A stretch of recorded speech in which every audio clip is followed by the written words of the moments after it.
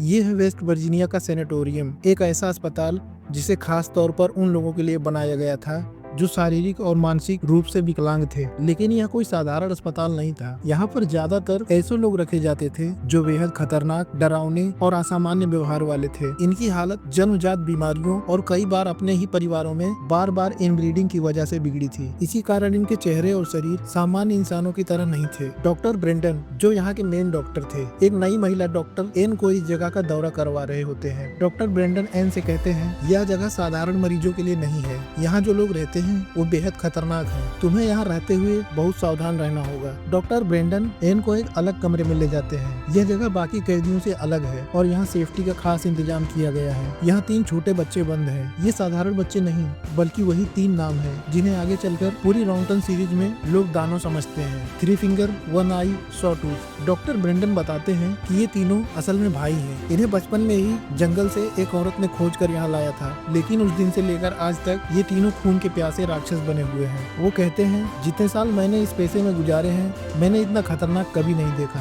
ये बच्चे हैं, लेकिन इनकी भूख, इनकी आदतें, इनका दर्द सहन करने का तरीका सब कुछ इंसानों से अलग है। डॉक्टर ब्रेंडन एक एक करके तीनों की पहचान बताते हैं। 3 फिंगर, इसने बचपन में ही अपने हाथ की 2 उंगलियां खुद ही काट कर खा ली थी, तभी से इसे यह नाम मिला है। इसके चेहरे पर हमेशा पागलपन और भारी हंसी रहती है और यह दूसरों से कहीं ज्यादा तेज और चालाक है। 1 आई, इसने एक दिन खुद ही अपनी आंख नोचकर खा ली थी। उसके चेहरे पर हमेशा घाव का निशान और डरावनी शक्ल बनी रहती है। सॉ टूथ, इसे आदत थी अपने दांतों को दीवार से रगड़ने की। इसके दांत चाकू जैसे नुकीले हो गए थे। यह बाकी मरीजों को काटकर घायल कर देता था। डॉक्टर एन ये सब सुनकर हैरान रह जाती है और पूछती है, इतना दर्द सहने के बाद भी ये चिल्लाते क्यों नहीं? इन्हें दर्द महसूस नहीं होता क्या? डॉक्टर ब्रेंडन कहते हैं, यही तो सबसे खतरनाक बात है डॉक्टर, इन्हें दर्द महसूस नहीं होता। इसी बीच पीछे खड़ा एक और मरीज डॉक्टर एन के बालों में लगी हेयर पिन चुरा लेता है। वह पिन से ताले खोलने की कोशिश करता है, लेकिन वह इतना समझदार नहीं होता। यह सब तीनों भाई ध्यान से देख रहे होते हैं। 3 फिंगर, जो सबसे चालाक था, उससे पिन छीन लेता है और मिनटों में ताला खोल देता है। जैसे ही ताला खुलता है, ये तीनों पिंजरे से बाहर आ जाते हैं। सबसे पहले वे उस सुरक्षा गार्ड को बेरहमी से मार डालते हैं। फिर धीरे धीरे वे कंट्रोल रूम में पहुंचते हैं और सारे कैदियों के सेल खोल देते हैं। पूरा अस्पताल अब एक खून खराबे की जगह में बदल जाता है। तीनों भाई अब डॉक्टर एन को पकड़ लेते हैं। वे उसे बिजली के झटकों वाली मशीन से बांध देते हैं। बार बार करंट देने से उसकी दिमागी हालत पूरी तरह बिगड़ जाती है। कुछ ही देर में उसकी आंखों में जानलेवा डर जम जाता है। इसके बाद वो डॉक्टर ब्रेंडन को भी पकड़ते हैं। उसे इतनी बेरहमी से मारते हैं कि देखने वाला भी कांप जाए। अब कहानी 29 साल आगे बढ़ती है। वेस्ट वर्जीनिया की बर्फ ढकी पहाड़ियों पर कुछ कॉलेज स्टूडेंट दिखाई देते हैं। इनका प्लान था कि वे एक दोस्त के केबिन में जाकर छुट्टियां बिताएंगे, स्कीइंग करेंगे, पार्टी करेंगे और मजे करेंगे। लेकिन जैसे ही ये लोग रास्ते में बढ़ते हैं, अचानक एक भयंकर बर्फीला तूफान आ जाता है। रास्ता बंद हो जाता है। उनकी स्नो बाइक्स भी धीरे धीरे रुक जाती है। सब घबरा जाते हैं। वे रास्ता भूल चुके हैं और उन्हें समझ नहीं आ रहा था कि क्या करें। इसी बीच उन्हें दूर एक पुराना सा बिल्डिंग दिखाई देता है। सब मिलकर वहाँ जाने का फैसला करते हैं। जब वे अंदर पहुँचते हैं तो देखते हैं कि यह एक बहुत बड़ा और खाली अस्पताल जैसा है। उन्हें अंदाजा नहीं होता कि यह वही सेनेटोरियम है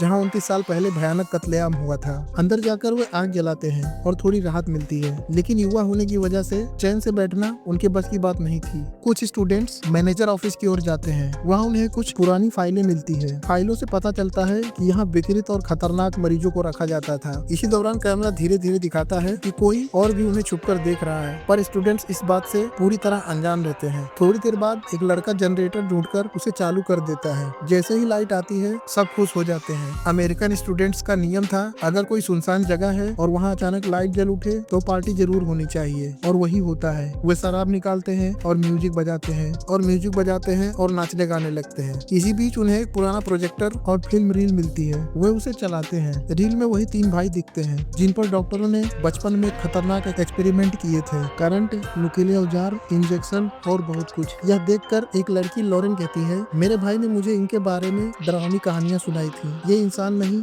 हैवान है। ये इंसानों को मारकर उनका मांस खाते हैं। बाकी सब हंसते हैं और उसकी बातों पर विश्वास नहीं करते। वे पार्टी जारी रखते हैं। अंदर स्टूडेंट्स अब थक चुके थे और धीरे धीरे अलग अलग कमरों में जाकर सोने लगे। लेकिन असली कहानी यहीं से शुरू होती है। सब सो चुके थे, मगर विंसेंट नाम का लड़का बाहर टहलने निकलता है। अंधेरे गलियारों में चलते हुए उसे ऐसा लगता है जैसे कोई परछाई उसके पीछे हो। अचानक उसे दूर खड़ा एक आदमी दिखाई देता है। वह सोचता है कि यह उसका दोस्त बोल्टन होगा, वही दोस्त जिसके केबिन में उन्हें पहुंचना था। वह मुस्कुराते हुए उसके पास जाता है, लेकिन जैसे ही वह पास पहुंचता है बोल्टन का शरीर जमीन पर गिरा मिलता है, ठंड में जमी हुई लाश। विंसेंट चीखने से पहले कुछ समझ ही पाता कि पीछे से सॉटूथ आ जाता है। उसके हाथ में लोहे की रॉड होती है और पलक झपकते ही वह विंसेंट के सिर में घुसा देता है। खून चारों ओर फैल जाता है और विंसेंट वहीं मर जाता है। सुबह जब बाकी सब उठते हैं तो तूफान अभी भी जारी था, बाहर निकलना नामुमकिन था। जैसे ही जेना सबको बताती है कि विंसेंट रात से ही गायब है, सभी घबरा जाते हैं, मगर कुछ दोस्त सोचते हैं कि शायद वह मजाक कर रहा होगा। लेकिन असली झटका तब लगता है जब वो देखते हैं कि उनके सारे बैग और सामान भी गायब है। मतलब कोई तो है जिसने जानबूझकर ये सब किया है। 4 स्टूडेंट जेना, केनिया, डैनियल और काइल टॉर्च लेकर बेसमेंट की ओर जाते हैं। यहाँ का माहौल और भी डरावना था। टूटी हुई जंग लगी सलाखें, खून से सने औजार और अंधेरे कोनों में जाले। आगे बढ़ते हुए वे एक बड़ा पिंजरा देखते हैं जिसमें तरह तरह के तेज औजार रखे होते हैं। ऐसा लगता था जैसे किसी ने इनसे लोगों को टॉर्चर किया हो। और फिर अचानक उन्हें जमीन पर ताजा खून दिखाई देता है। जेना अकेले किचन की ओर जाती है।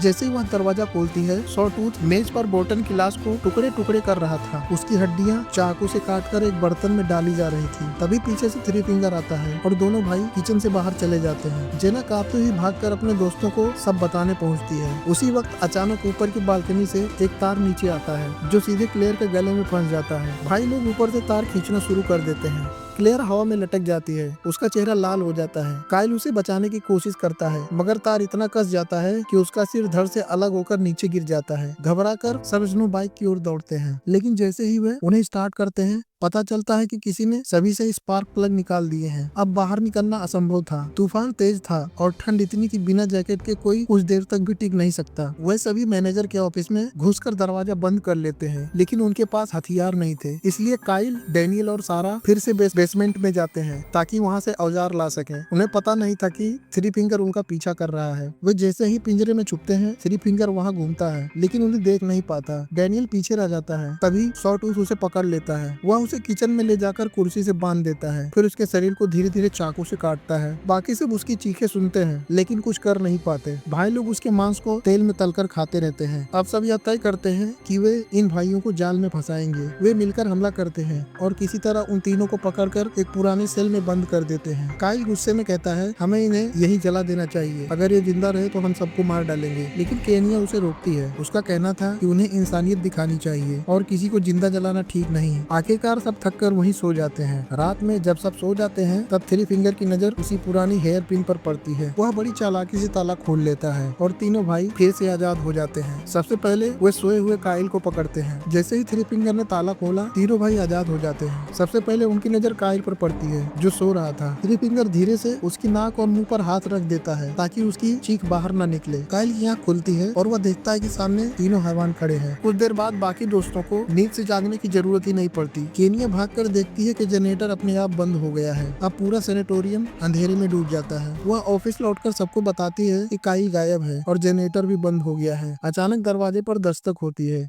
बाहर एक आदमी खड़ा होता है जिसका चेहरा कपड़े से ढका होता है। सबको लगता है कि यह थ्री फिंगर है। गुस्से और डर से भरे स्टूडेंट उस पर हमला कर देते हैं। लोहे की रॉड और चाकू से उसे मार डालते हैं, लेकिन जैसे ही वे उसका नकाब हटाते हैं सबके होश उड़ जाते हैं। वह थ्री फिंगर नहीं बल्कि काइल था जिसकी जीभ काट दी गई थी ताकि वह बोल न सके। अब सब पूरी तरह टूट चुके थे। सब फैसला करते हैं कि अब इस जगह से किसी भी तरह निकलना होगा। वे अपने बैग और जैकेट ढूंढते हुए एक कमरे तक पहुँचते हैं। वहाँ उन्हें अपने सारे सामान मिल जाते हैं। सर्दियों से बचने के लिए सब मोटे जैकेट पहन लेते हैं और खिड़कियों से निकलने की कोशिश करते हैं, लेकिन समस्या यह थी कि लगभग सारी खिड़कियां मोटी धातु की चादरों से सील की गई थी। आखिरकार एक टूटी हुई खिड़की मिलती है, लेकिन उसके पीछे बर्फ की मोटी दीवार जमी हुई थी। सारा बहादुरी दिखाते हुए उस बर्फ को हाथों और औजार से तोड़ने लगती है। उधर भाई लोग दरवाजा तोड़ने की कोशिश करते हैं। थ्री फिंगर बार बार दरवाजे पे हथियार मारता है। सारा आखिरकार बर्फ तोड़ देती है। एक एक करके सब बाहर निकलने लगते हैं। जैसे ही जेना बाहर निकलने लगती है तभी दरवाजा टूट जाता है और सॉटूथ अंदर घुस जाता है। वह जेना को पीछे से पकड़ लेता है और सीधे उसके पेट में ड्रिल मशीन घुसा देता है। जेना की चीख सुनकर बाकी सब डर जाते हैं, लेकिन अब पीछे लौटना नामुमकिन था। कोई मजबूरी में उसे वहीं छोड़कर भाग जाते हैं। अब बाहर तूफान पहले से भी खतरनाक था। सब स्नो बाइक पर चढ़कर तेजी से भागने लगते हैं, लेकिन भाई लोग भी पीछे पीछे निकल आते हैं